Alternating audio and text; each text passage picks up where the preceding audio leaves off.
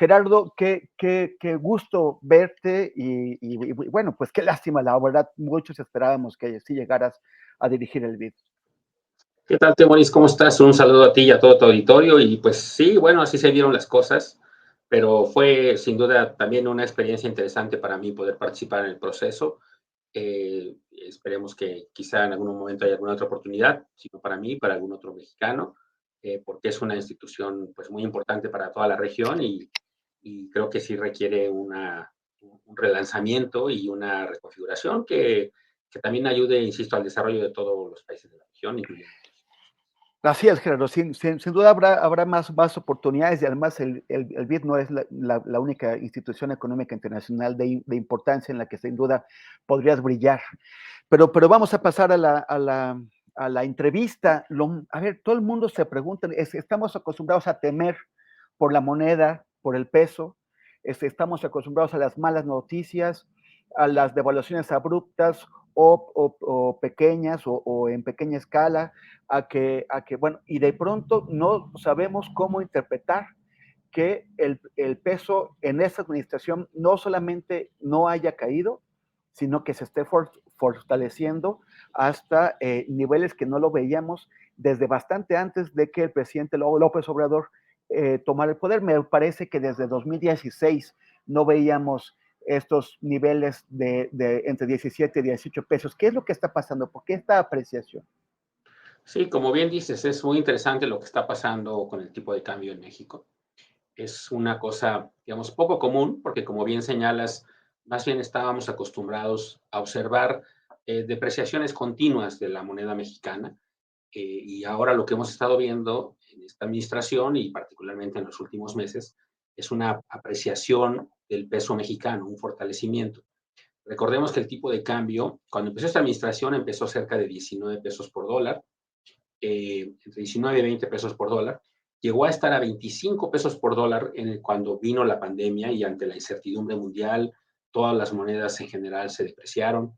Había mucha incertidumbre respecto a qué iba a pasar, si iba a haber una vacuna o no, en fin. Y eso llevó el tipo de cambio hasta un nivel pues, de 25 pesos por dólar que alcanzó en marzo, abril de 2020.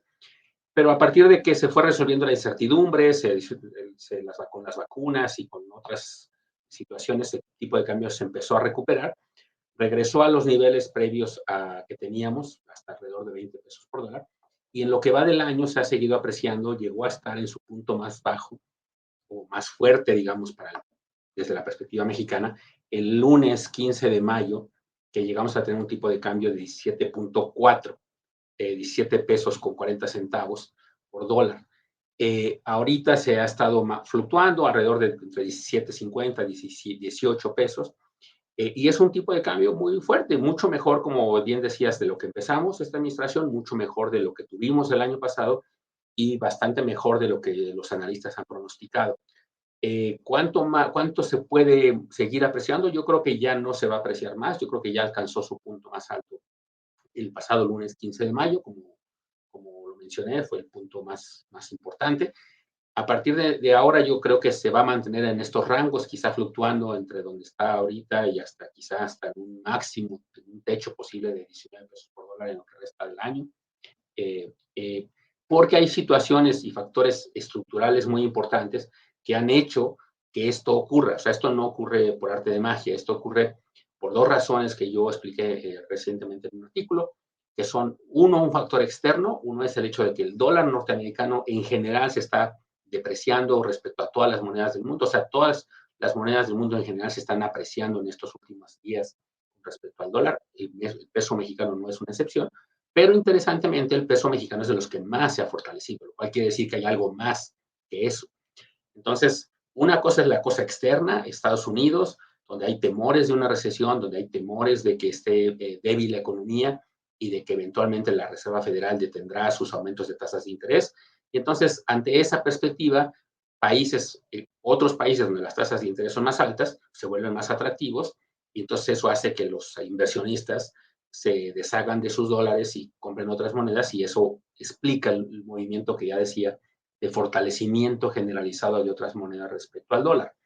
Pero, insisto, esa es una sola versión, esa es un solo canal que es el canal externo. ¿Por qué México es el país que más se ha apreciado? Pues tiene que ver con el hecho de que en México hay condiciones muy favorables en distintas dimensiones. En la parte fiscal, el gobierno, esta administración ha sido muy cautelosa, ha sido muy responsable, mucho más responsable que otros países. No gastó durante la pandemia, lo cual pudo tener sus efectos negativos en términos de que el tamaño del impacto económico fue más grande en México, pero tuvo la ventaja de que cuando terminó la pandemia, el gobierno mexicano está menos endeudado que otros gobiernos latinoamericanos, por ejemplo. Entonces, tenemos una posición fiscal sólida, una política monetaria claramente autónoma, donde el Banco de México decide libremente sus decisiones de política monetaria. En este caso, ha decidido subir su tasa de interés hasta el nivel que está ahora de 11.25%, que es un nivel muy elevado, y ya decidió poner una pausa a esto, pero fueron decisiones completamente autónomas. El sector externo es un sector externo muy sólido. Nuestras exportaciones han crecido 30% hoy respecto a lo que eran previo a la pandemia. La inversión extranjera está fluyendo por el tema de la relocalización de actividades o el llamado nearshoring. Las remesas siguen fluyendo en un monto muy significativo. Entonces tenemos un contexto económico muy favorable, digamos, que hace que los inversionistas se sientan cómodos viniendo a México, traen sus dólares a México y eso fortalece la moneda mexicana. Por eso es que la moneda mexicana se ha fortalecido más que otros países y no es solo, aunque en parte, por las tasas de interés tan altas que se ofrecen en México, que ya dije son 11.25%, son tasas extremadamente atractivas para un inversionista, digamos, norteamericano, que su alternativa es invertir en Estados Unidos al 4%. Entonces viene aquí, invierten al 11%, con certeza, con tranquilidad, y eso les permite obtener rendimientos importantes. Y todo eso hace que el peso se esté fortaleciendo, pero yo creo que ya su punto más alto ya se logró, que fue el de 17.50, el menor, digamos, el menor monto de pesos que hay que dar por cada dólar ya se alcanzó.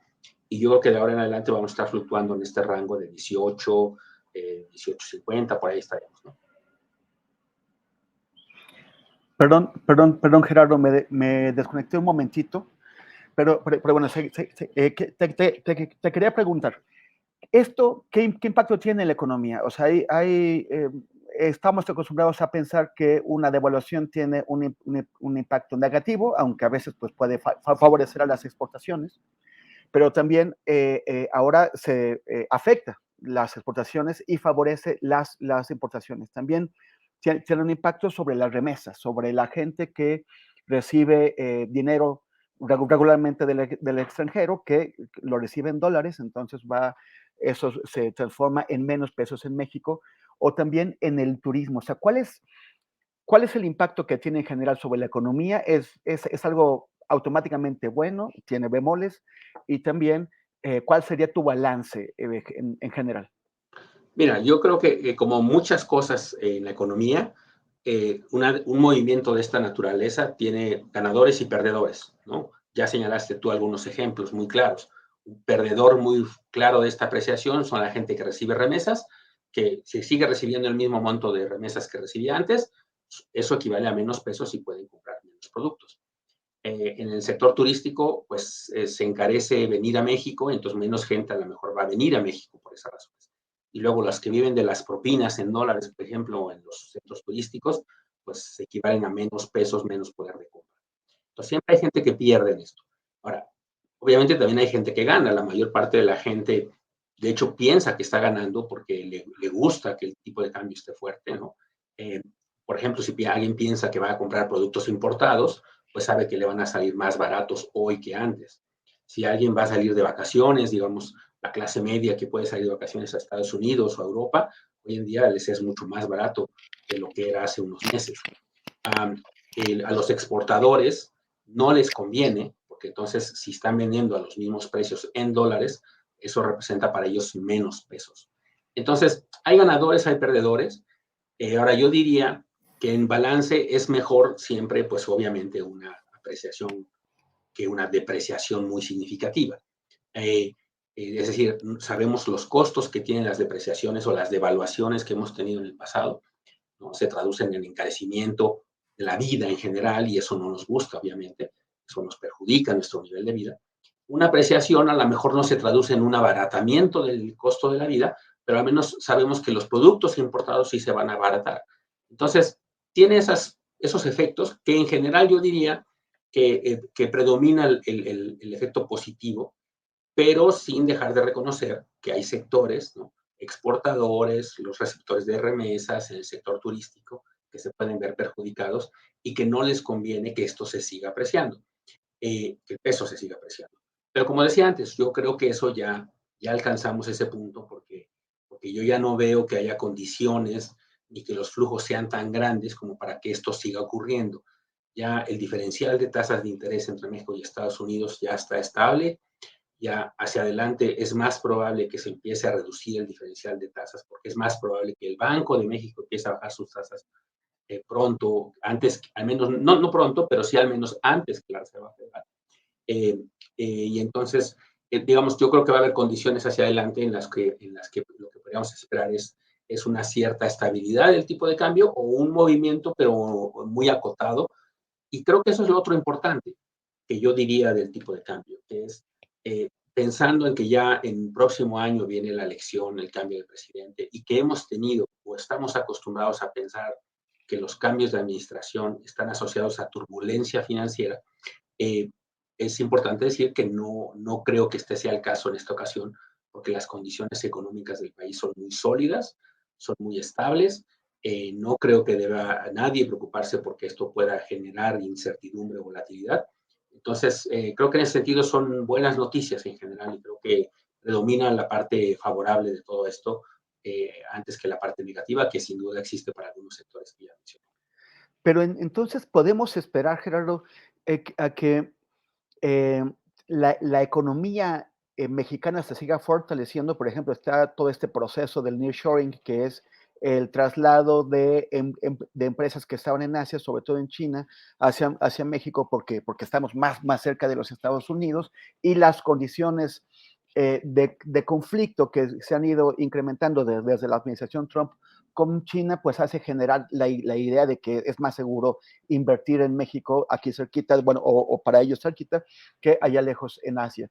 Pero entonces vamos a tener, ya vamos a poder en México pensar que entramos en un periodo de bonanza para la economía en general, que no tenemos amenazas. Durante todo este siglo se ha dicho que México ha crecido por debajo de su potencial, por debajo, por ejemplo, de economías como la de Chile, como la de Panamá, como la del Perú, incluso a pesar de sus crisis, o la del Brasil. O sea, ya podemos relajarnos y esperar frutos, o debemos preocuparnos. ¿Qué es lo que, cómo lo No, ves? no, yo creo que preocuparnos no, en términos de que los vientos en este momento son favorables, digamos. Los vientos son positivos para la economía mexicana, por lo que ya mencionabas tú, está este proceso de relocalización de empresas que posiblemente encontrarán en México un lugar muy atractivo para ellos, para estas empresas. Eh, Pienso que eso va a ser favorable y eso creo que es un viento que nos puede empujar. Ahora, que si eso implica que ya debemos sentarnos y empezar a pensar en la bonanza futura, creo que no necesariamente, porque para que esto realmente ocurra y ocurra en las magnitudes eh, eh, eh, pues más idóneas o lo mayor posible, pues implica que tenemos que hacer también cosas nosotros para que eso realmente se traduzca en flujos importantes de inversión extranjera. O sea, ahorita empieza a ocurrir esta inversión porque simplemente las condiciones son favorables. Insisto, México tiene una posición geográfica muy conveniente, tiene acuerdos de libre comercio con Norteamérica, con Europa, con Asia, que lo vuelve atractivo para esta relocalización. Pero no debemos, digamos, cantar victoria, debemos hacer muchas otras cosas para que esto ocurra de la mejor manera posible. Debemos invertir mucho más en infraestructura, por ejemplo, para que también las inversiones no vengan y se quieran quedar en la frontera norte como ocurrió en el pasado. Lo que queremos es que estas inversiones vengan y se distribuyan a lo largo y ancho del país, particularmente que vayan al sur-sureste, que es donde más se requiere empleos. Entonces, para que eso ocurra, necesitamos convencerlos a las empresas que se instalen en las zonas donde ahora, a partir de ahora y en adelante, se podrán generar condiciones de desarrollo económico propicias que puedan sacar sus productos por vía terrestre o por vía marítima. Y eso implica fortalecer y mejorar nuestras carreteras que comunican del sur hacia el norte del país, implica fortalecer los puertos, invertir mucho más, aumentar el calado, mejorar la logística de transportación interna, mejorar la disposición de insumos clave para la producción como el gas, la energía, el capital humano, la tierra, el agua, etcétera. Todos esos insumos que se requieren, pues deben estar accesibles para que las empresas puedan elegir instalarse y que preferentemente, insisto, no se concentren en la frontera norte del país, porque eso ya sabemos a lo que da lugar, simplemente da lugar a un fenómeno como ocurrió en el pasado, donde se amplían las brechas de desarrollo entre el norte y el sur del país, y eso es lo que no queremos, queremos más bien contribuir a cerrar esas brechas. Y para eso necesitamos, insisto, hacer cosas. Esto no va a ocurrir en el vacío y esto es lo que tenemos que hacer en los próximos años. El fenómeno del nearshoring es algo que va a tomar mucho tiempo. Relocalizar una empresa, digamos, de China a México, pues puede tomar años de planeación y de ejecución, etcétera.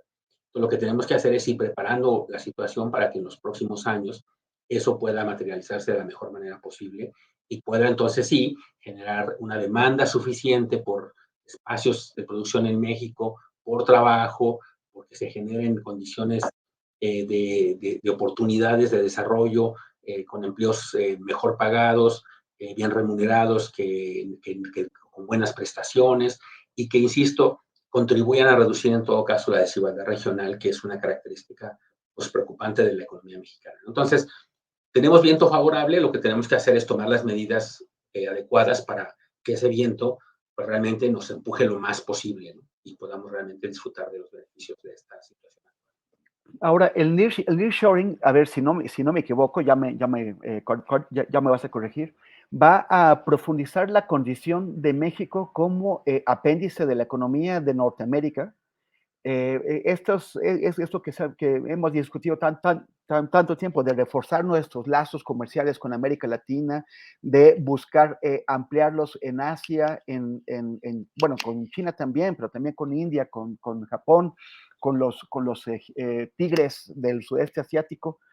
Eh, el- el- ¿Eso es posible o tenemos que asumir que ya no nos queda más que pensar en Norteamérica como nuestro espacio económico?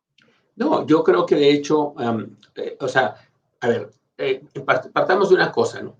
Es inevitable que nuestro principal socio comercial sea Estados Unidos por nuestra posición geográfica y el tamaño de Estados Unidos. Digo, para la gente que simplemente tengan una dimensión, la economía mexicana es, pues, incluso un poco más pequeña que la economía de California, solo para que dimensionemos de lo que estamos, cuando hablamos de Estados Unidos, pues es realmente un monstruo comparado con la economía mexicana, ¿no?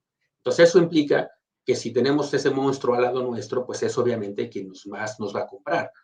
Ahora, nosotros podemos pensar en nosotros mismos como un apéndice de la economía norteamericana, pero los norteamericanos no nos ven como un apéndice, porque a ellos les preocupa una cosa. México tiene un superávit comercial con Estados Unidos de más de 150,000 millones de dólares al año. Entonces, digamos, nosotros le vendemos mucho a Estados Unidos, pues, pero eso es bueno, eso no es que nosotros dependamos de ellos, de hecho podemos en algún sentido pensar que somos, tampoco es que ellos dependan de nosotros, sino que somos, creo yo, interdependientes. Eso es como un primer punto. Y eso es cierto hoy y era cierto antes con el NAFTA o el Telecan y es cierto previo al Acuerdo de Libre Comercio. Siempre ha sido nuestro principal socio comercial por razones evidentes. Entonces, estamos muy vinculados, pero lo que ahora queremos es una inserción en la economía mundial con mucha mayor, yo diría, fortaleza, con mucho mayor integración en las cadenas de valor. Y eso implica que no dependamos solo de Estados Unidos. Implica, por eso decía yo, que nuestra posición geográfica es clave y que tengamos acuerdos comerciales con Europa y Asia se vuelve muy importante.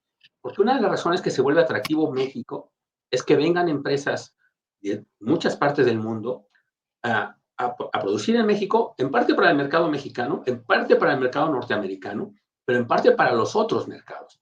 Y entonces, porque insisto, nosotros tenemos esa ventaja que no todos los países pueden ofrecer. Entonces, más bien, más que volvernos como un apéndice de Estados Unidos digamos, extremar nuestra dependencia, es más bien extremar nuestro carácter global y nuestro carácter de que podemos ser un país jugador importante en la arena mundial, en la producción manufacturera mundial, porque tenemos las condiciones para eso. Tenemos los factores de la producción, tenemos los acuerdos comerciales, tenemos la estabilidad política, económica y social que otros países no tienen, y eso es lo que hace que sea atractivo. Y si la inversión llega por esas razones, pues eso va a permitir que los salarios crezcan, que el empleo crezca y que haya desarrollo.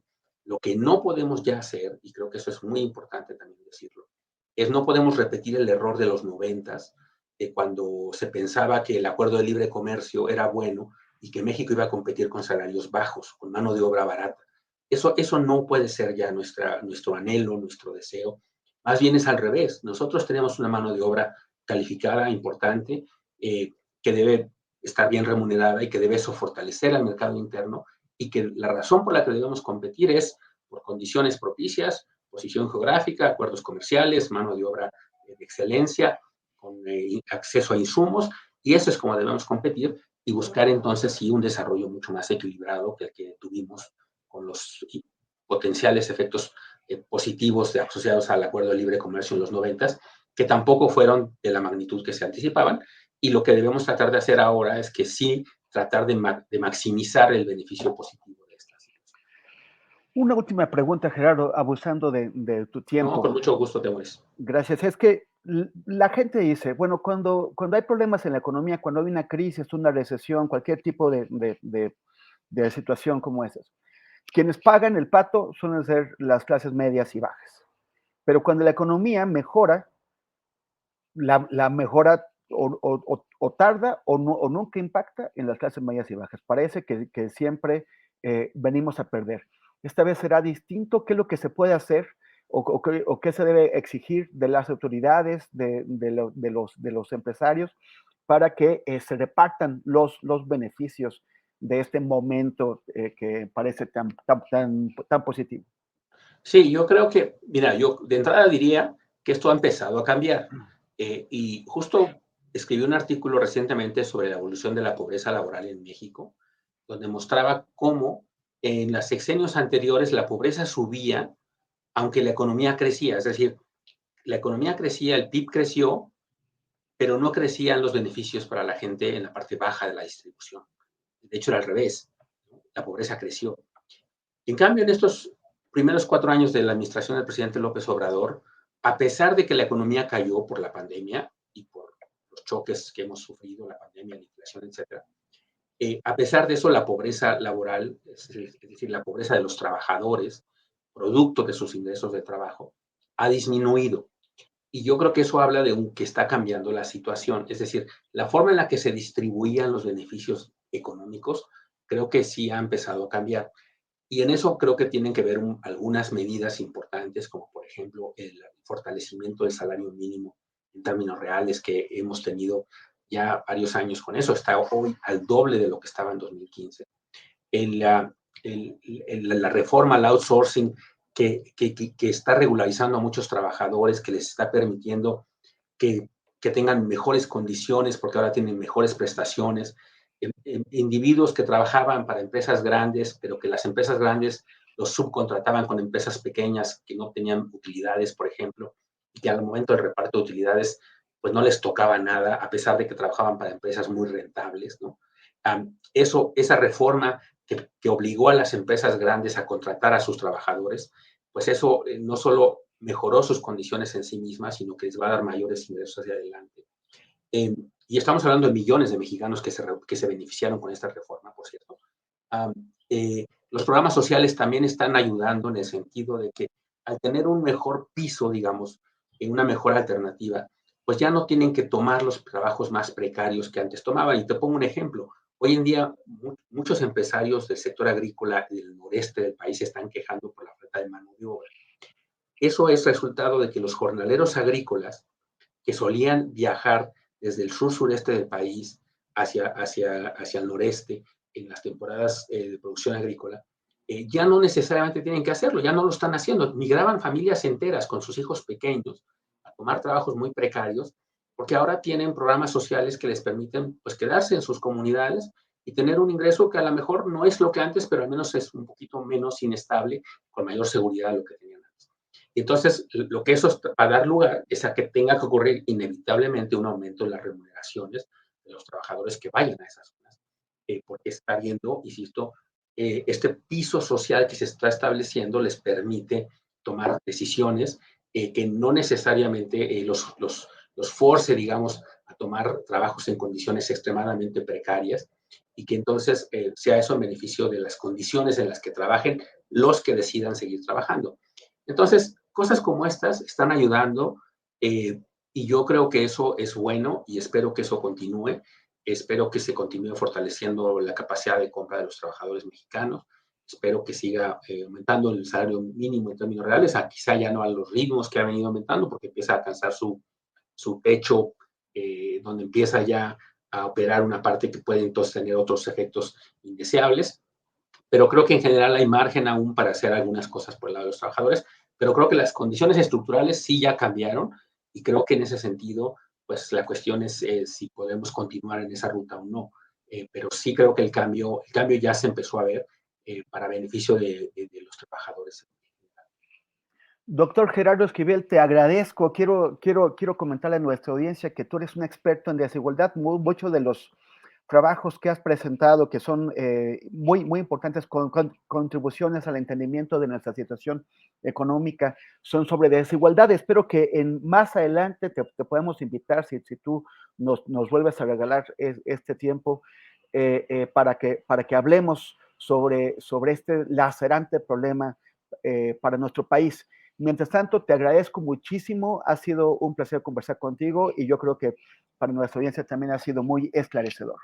Muchas gracias, Temoris. Un saludo a ti, a todo tu auditorio y a Julio López. Gracias.